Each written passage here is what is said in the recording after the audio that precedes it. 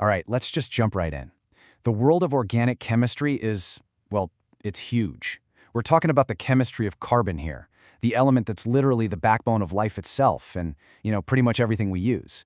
But because it's so vast, it can feel a little overwhelming.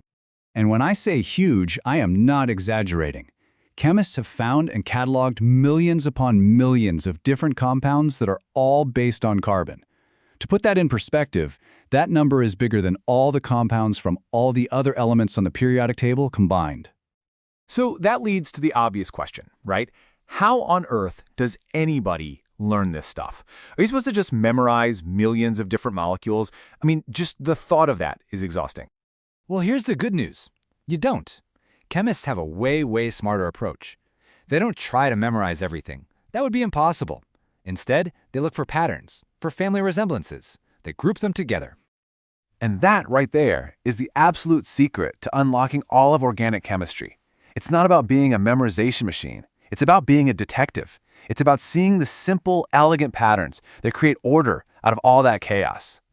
The main pattern we're going to talk about is called a homologous series. Now, the easiest way to think about this is like a family tree, but for molecules. It's a whole group of compounds that are related. They share a core identity, but they just differ in a really simple, predictable way, kind of like siblings of different ages. So what gives these families their identity? It's something called the functional group. This is the active part of the molecule, the piece that defines the whole family's personality. Think of it like this. If the carbon chain is the molecule's first name, the functional group is its last name. That OH group, for example, that's a dead giveaway that you're in the alcohol family, and it's going to behave like an alcohol. So how do we actually build these families? It turns out there's a surprisingly simple repeating recipe. And the best part is, once you learn it for one family, you've pretty much learned it for all of them. Here's the recipe. You start with the simplest, smallest member of the family, like methanol. To get the next member, you just add one specific building block, a CH2 group. That's literally it. Add that little piece to methanol and you get the next sibling in line, ethanol. And you can just keep doing this again and again to make the carbon chain longer and longer. And we can see this with even the simplest molecules. Let's take methane, the first alkane, and ethane, the second. If you just look at their formulas and subtract one from the other, what's left? A CH2 group. Every single member of a homologous series is separated from its neighbor by that exact same unit. And because that little CH2 building block always has the same mass, 12 for the carbon plus 2 for the hydrogens, every single step you take up the family ladder increases the molecule's mass by a totally predictable 14 atomic mass units. It's a nice, steady, reliable climb. Okay, so this pattern is neat and tidy. But so what? What does it actually let us do?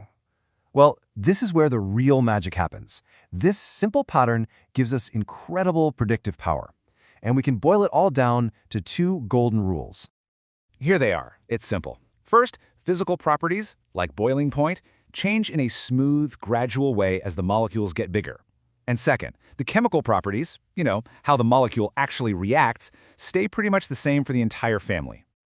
So let's dig into that first rule. As that carbon chain gets longer and the molecule gets heavier, its physical properties shift in this really predictable gradient.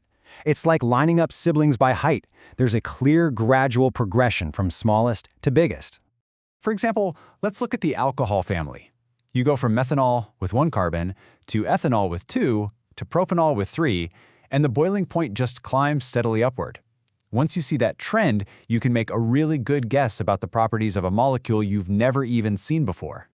Now for rule number 2, which is just as powerful. While those physical properties are changing, the chemical personality stays consistent. And why is that? It's because that personality is dictated by the functional group, and every member of the family has the exact same one. So they all like to do the same kinds of chemical reactions. For instance, you can oxidize ethanol. But that's not some special trick that only ethanol can pull off. Nope. All the other primary alcohols in its family, methanol, propanol, butanol, they all undergo the exact same type of oxidation. The entire family shares the same chemical playbook. So here's the crucial takeaway. This whole elegant system, it isn't just a one-off trick that works for alcohols. This pattern of structure and predictability is the fundamental organizing principle for all of organic chemistry. It's the key to the entire kingdom.